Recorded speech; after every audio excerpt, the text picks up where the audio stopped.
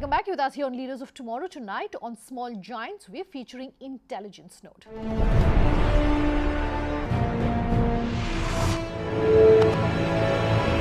Now, there's a science to shopping, or so claims software as a service company Intelligence Node. Pooja Jain did a deeper dive into the actionable insights which can be gleaned when retail goes digital. Take a look.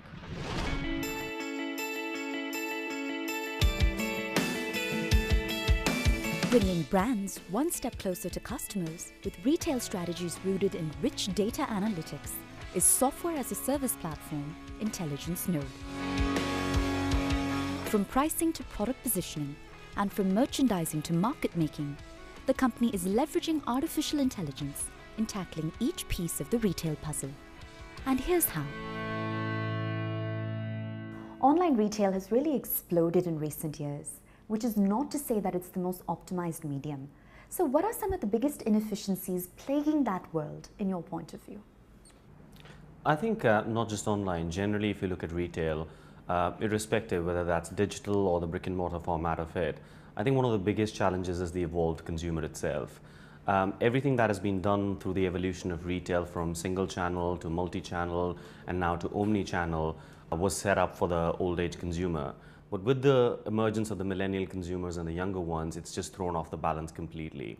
You know, they're just by primary nature cross-platform, cross-channel shoppers. They'll discover something on a mobile phone, go touch and feel it in an offline store, probably convert online.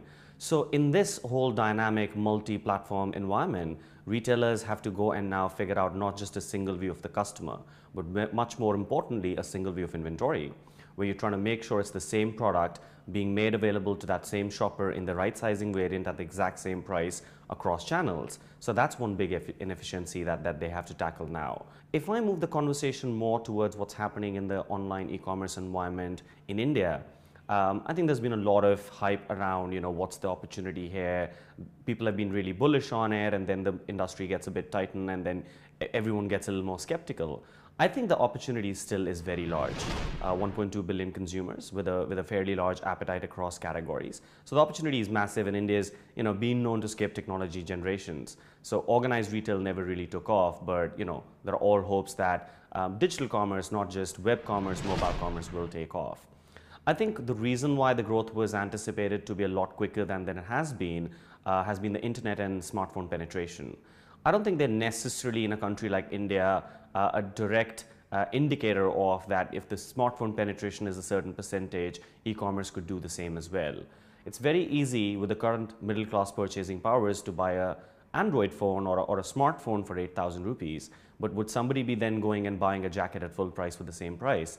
That's not happening. So till the purchase power really comes in, that's something that everyone will have to live with and evolve as the purchasing power increases. I think this is where not just flying solo on gut and intuition, but a lot of retail intelligence is required, where you move in and take your sort of forward planning into tackling some of these inefficiencies. Now, retail intelligence has really become a buzzword of sorts. Help us break it down. What does it mean and what does it measure? Just about everything. I think every business should be run on numbers and data, and I think that's where the industry is moving towards. But if I go 5 years back, retail intelligence had a heavy connotation in the consumer side.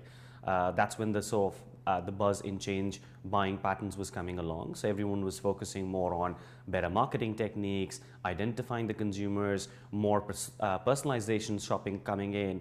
But I think what the industry then forgot about was the backbone of retail, bought, sold, remaining.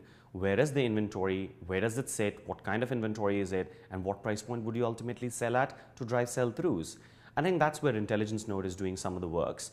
Now, if you look at, you know, retail has always worked in silos, where warehouse would not talk to the customer front, and merchandisers would not talk to supply chain would not talk to marketing, and it's all been sort of broken, working together, trying to drive the top line and the margin, but in a inefficient way. So where companies like us come in, we're trying to connect those silos, where, you know, we're trying to get isolated data points sitting at the warehouse level, at the merchandising level, at the store level and the marketing level, to become one common pool of intelligence that everyone can dip in and feed off. You've touched on several problems, be it poor pricing analytics, lack of visibility when it comes to inventory management. These are multi-fold problems. How is the portfolio of products at Intelligence Node geared to address them? we came from hedge fund backgrounds where you always look at the market first, then overlay your risk and liquidity position to take a bid on offer. Whereas retail was doing all optimization looking at internal data alone. Historical sell-throughs, broken assortment levels, inventory positions, but all internal data. So we said, why don't we change this? Why don't we bring a more capital markets environment to retail? Trouble was there was no market data feed. If I do a 5-year fast forward now, we're now the world's largest product retail database. So we track over 1.2 billion unique products covering 1,100 retail categories and spanning 130,000 brands as we go along and constantly growing. What we do with this data set is we monitor every single product being available across the globe at one retailer versus the other. What is happening at a category level? What's happening at a brand level? We refresh this data set at a bare minimum every single day. And for some of the largest customers, we're now refreshing this at a 5-second interval. We take this data set and we put different faces on it and take it back to our clients. One of them is called the in-competitor. This essentially is a competitive benchmarking tool where one brand or retailer can benchmark against what they have in stock versus competition at a category, brand, individual SKU level. This essentially will show a mirror back to the brand or retailer where they're good at, where they're bad, where they need work. But how do you do that? That's where the second product comes in Optimizer. This is a rules-based engine which sits over a native system where the end business users can set rules. It could be market rules, it could be margin rules, sell-through rules, and then the algorithm takes over repricing in real time. While we got there trying to disrupt pricing within retail, and I think it was a big step forward, and that's why we've got recognition from clients across 13 countries now, voice of the customer was still missing. So that's where we launched Hook earlier this year. It's essentially a product discovery platform which generates trend feeds through artificial intelligence. And for the consumer, the benefit is they can consume products from all across different retailers and convert on the platform itself. The benefit to our core mission, which is making pricing more scientific and machine-driven, is this: now we can combine the internal efficiencies of a retailer, benchmark it to where the competition and the category at large is, plus bring in the voice of the customer. And this is what we call a 360-dimensional optimized pricing. Intelligence Node is a software as a service-based platform, and it's industry agnostic, presumably by design. How has that served you as you've attempted to scale both domestically and internationally? We actually break down each last level of category into its individual attributes. For the white shirt that I'm wearing, we track about 88,000 of those. How similar is this to the other ones? So this one's got a French cuff, it's got Windsor collars, it's slim fit, it's 100% cotton. We can go down to that level and figure out all other white shirts that exist. What are the price points, where they're moving, what's the availability at an individual sizing level, and optimize at the back of that. This sets up to really serve the soft lines. The second piece was with our global ambitions, not all e-commerce websites are displayed in English, so how do you tackle that? So we went and developed our own multilingual matching algorithm. We have a patent pending on this. Now we can pick up a digital catalog in any language and convert it back to English real time. We see applications of this across industries even outside retail. But focus is the name of the game. We're focusing on the mission on hand and going after it. Plus, I think when you're trying to serve a global community, you have to make a platform like ours readily available. So there is no tech integration or client data integration required. We can go live in 30 minutes. Shopping and branding is a very human activity by nature. That said, how does an artificial intelligence-based platform factor that human element in its design? I think what we're trying to replicate with our technology stack and bring back to our clients is making sure that we take the learnings of the humans, put that back into a machine so it becomes faster application of them and in a more repeatable format that is error-free. So that for us is artificial intelligence. Ultimately, everything that we're delivering is based on footprints that humans leave behind. What a hook would do is look at the shopping behaviors of thousands and millions of consumers and convert that into quick insights that are digestible and actionable.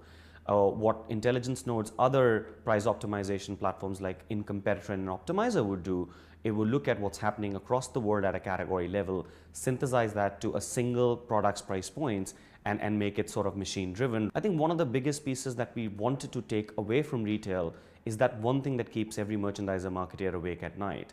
Am I pricing too high and scaring a market segment away, or am I being too conservative and leaving money on the table? So I think that's where we see sort of our tech stack helping humans out ultimately take smarter, better, more accurate decisions. You've touched upon India being a bit of a laggard in the e-commerce arena. What are future applications of digital technology that you believe have the capacity to revolutionize online retail in this country? I think one of the big pieces would still be the supply chain component. The sourcing is still very inefficient. And the second piece that I think will give a big boom to e-commerce going forward is that delivery promise. I think that still remains as a challenge minute we move into the tier 2s and tier 3 cities. And I think the final piece, as I would always say, is the purchasing power. Demonetization is a word that you're always cautious of using because it has both its pros and cons on whichever school of thought you belong to. Where I sit and look at it, I think it's a great platform which would definitely move towards more digital transactions, more recorded transactions, and that leads to more organized retail. The more data that we have, the more we can understand what's happening across the country. With a modular dashboard that provides real-time insights to help counter the competition, Intelligence Node is leveraging customer behavior to design and drive retail campaigns that move in parallel with the product lifecycle. By mapping products across 130,000 brands that span over 1,100 categories, Intelligence Node has become the benchmarking tool to optimize and maximize your retail business.